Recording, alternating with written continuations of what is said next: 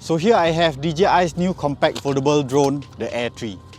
Now it comes with two cameras, a 24mm wide angle and a 70mm 3x zoom lens. So quick look at the specs. Now both these cameras are on a 1/1.3-inch sensor, which is similar to the Mini 3 Pro, but this drone has enhanced image signal processor ISP, which has better algorithm, and the system on chip plays a big role in its image quality. This drone comes with obstacle avoidance sensors all around, while the previous Air 2S only had sensors at the top and bottom. Battery life is rated for 42 minutes at hover and continuous flight up to 46 minutes. Now this is already 48% longer than the previous Air 2S. Guys, this drone is more than 700 grams, so you will have to register it. They have improved the maximum takeoff height of the drone, which goes up to 6,000 meters, and I believe that's because the drone is a better package overall. Please don't be flying at that height if you don't have the proper permits, clearances and experience to be flying up and beyond. So what I got here is the Fly More Combo.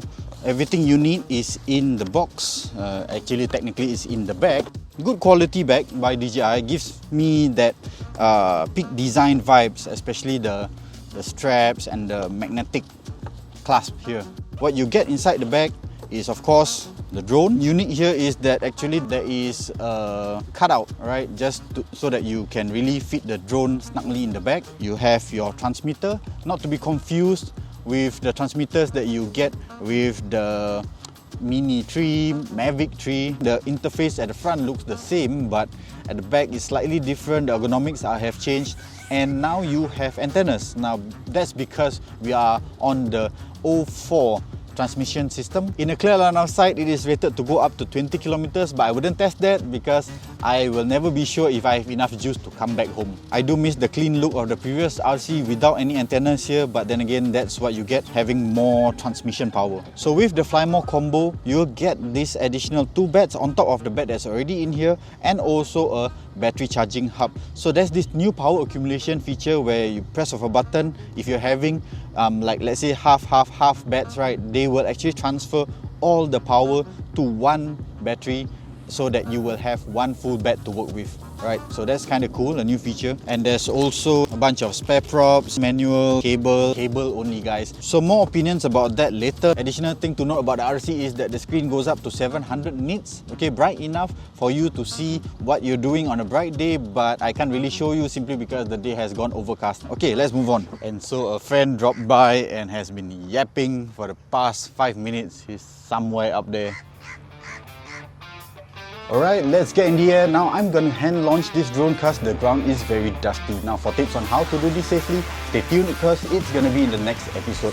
So anyways, first thing you will notice with this drone is its speed. Now this drone is fast, and the big improvement here is the ascent and descent speed, changing its altitude at rates of 10 meters per second. But it's not super reactive and does take a second to spool up before it shoots up into the air. Now testing the flight speed in normal mode, the Air 3 goes up to 40 kilometers an hour, and in sport mode I topped out at 70 km per hour. Now this is way faster than the Mini 3 and about the same as the Mavic 3. There has also been an improvement in the camera tilt, where now it is able to move upwards of up to 60 degrees without having its head being seen in the shot. Subject tracking on the controls have been easy as ever. Now all you need to do is select a human subject on the screen, and it will highlight that person with a green box. By default, it will be in spotlight mode, where the drone stays static whilst maintaining the subject in the shot. But if you want the drone to follow you, tap on active track and select how you want the drone to trace you, either from the front, back or from either side. Now once you tap go, the drone will stay static until you get moving. Now this will let it determine the general direction of your movement, and then it will move into position of how you set it to trace. Totally avoids the tree.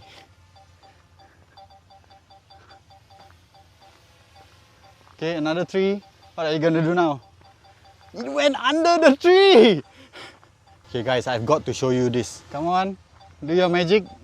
I just saw it squeeze in between this zone and a small space here. Let's see if we can do it again. Nice! Nice one! The point of interest, you can select a subject direction and speed of the orbit, and then the drone will keep going in circles around the subject. Best used for creating a parallax effect where the subject is static and the background is moving to show off the landscape. There are some overall limitations of the tracking features. One is that the drone will stall in its tracking if it finds that there are too many interferences in its flight path, and at times it may totally cancel the tracking mode and you will have to restart all over again. As always, never fully rely on the drone tracking you, especially in challenging environments, and always keep an eye on the controls. You do not want to have traveled far away only to realize that the drone has stalled or crashed.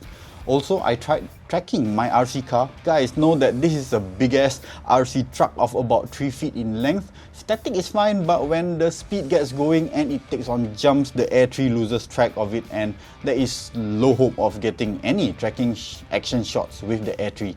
But of course, this is with a toy. The tracking may prove better with real cars. So some features of the Air 3 include a waypoints feature. It's as simple as just putting in some flight settings, snap areas of interest, and it will take on an automated flight path of those areas. Now with consideration of where it was pointing and at what height it was at.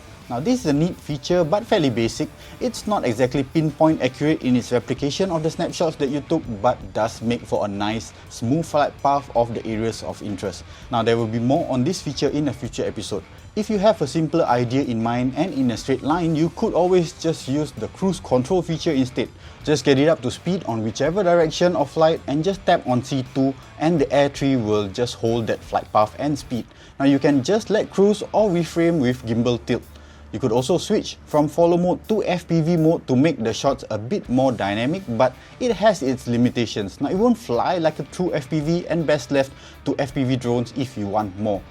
So now, on to the dual cameras of the Air 3. The main camera is a 24mm f1.7 aperture wide angle, and up top sits a 70mm f2.8 3x telezoom lens. The aperture for the cameras are fixed, so you will need to get ND filters to really get the best out of your settings. They both have the same individual 1/1.3 inch CMOS sensors, the same as on the Mini 3 but with improved processing. Both will give the same output in quality and makes for easier matching of footages. Also, the color spaces are consistent.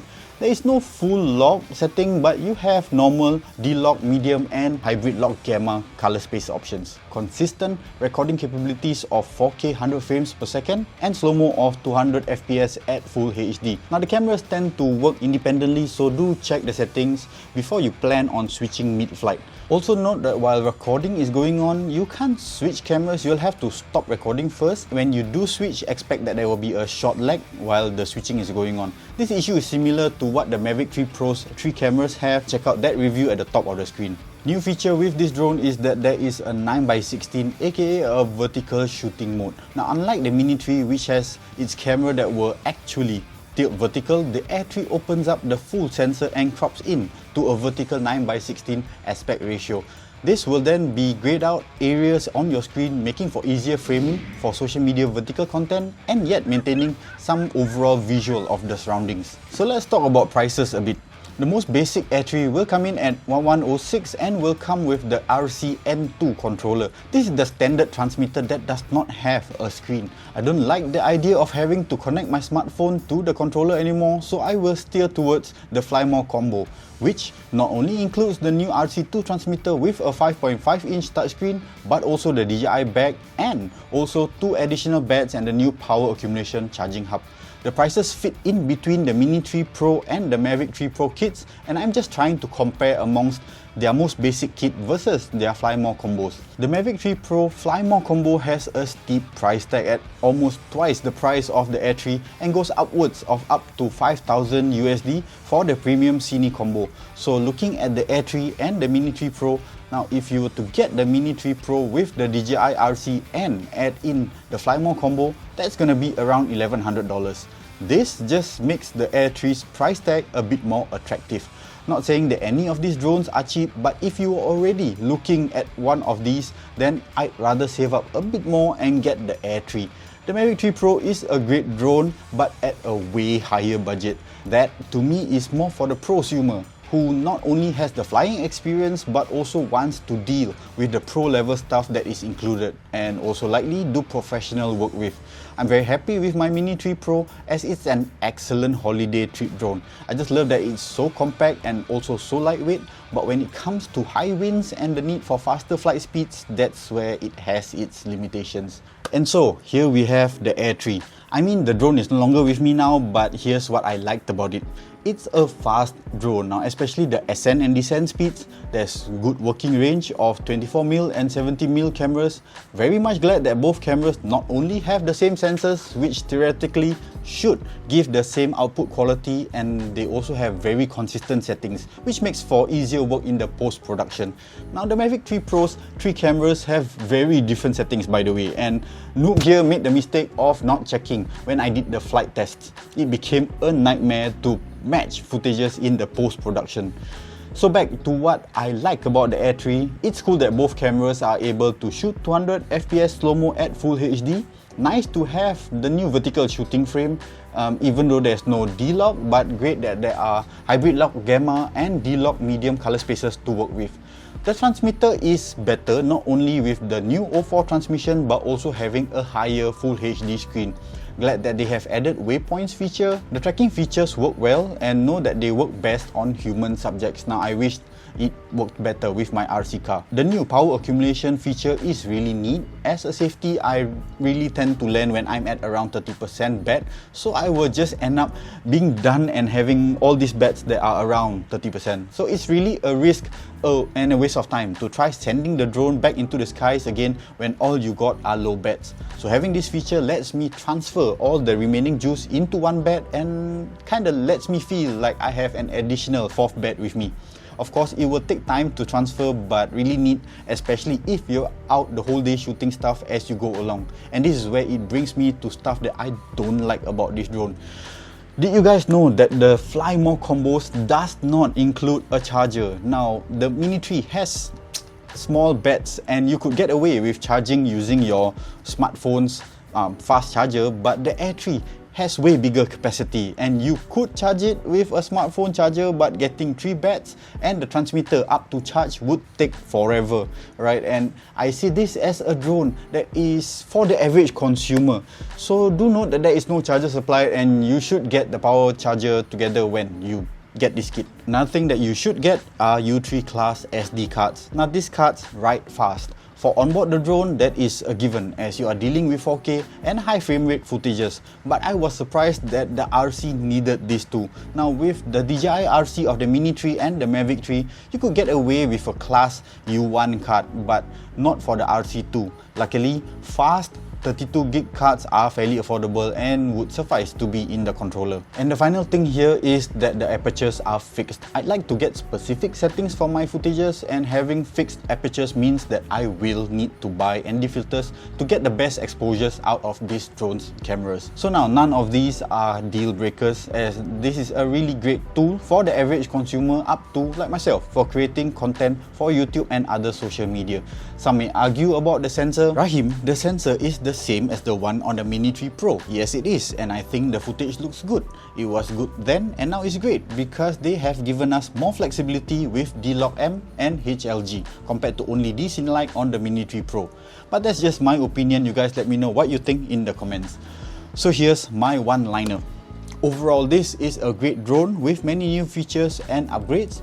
2 cameras to expand your creativity, great flight times, fast and priced very well for the average consumer looking for a drone that not only will serve you well as a powerful holiday drone, but also will give you great quality shots for the aspiring content creator.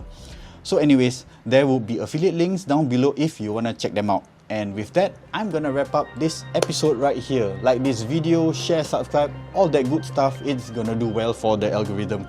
Chat with me in the comments. I'll get back to you as soon as I can. And pilots, as always, I'll see you in the skies. Peace!